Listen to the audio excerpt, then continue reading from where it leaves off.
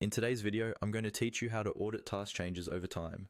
This is really useful when you want to understand who changed what on a task and when those changes happened. Maybe a due date suddenly moved, the assignee switched, or the task description was updated and you need to trace it back. I'll walk you through how to find that full history inside your workspace so you can quickly review any updates and keep your projects transparent and organized.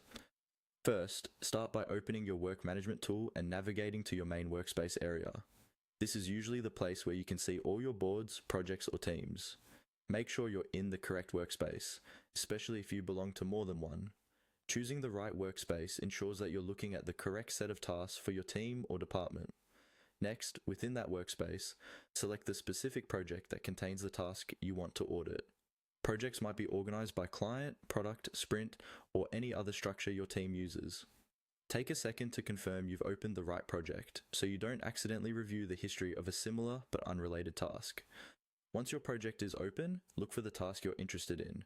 This could be in a list view, a board view, or another layout, depending on how your tool is configured. Click on the task to open its detailed view. This is typically where you see the task title, description, assignee, due date, status, and any comments or attachments. With the task open, look for the three-dot menu, often called the More Options or Context menu. This icon is usually located near the top right corner of the task window. Clicking these three dots reveals additional actions that aren't shown by default, including tools related to advanced settings and history.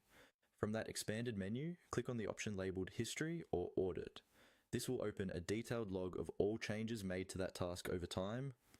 Here you can usually see which fields were changed, what the previous values were, what they were changed to, who made the change, and the exact date and time.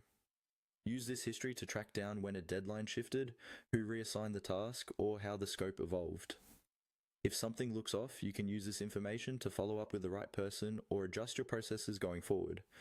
That's all you need to audit task changes over time and keep a clear, reliable record of your work.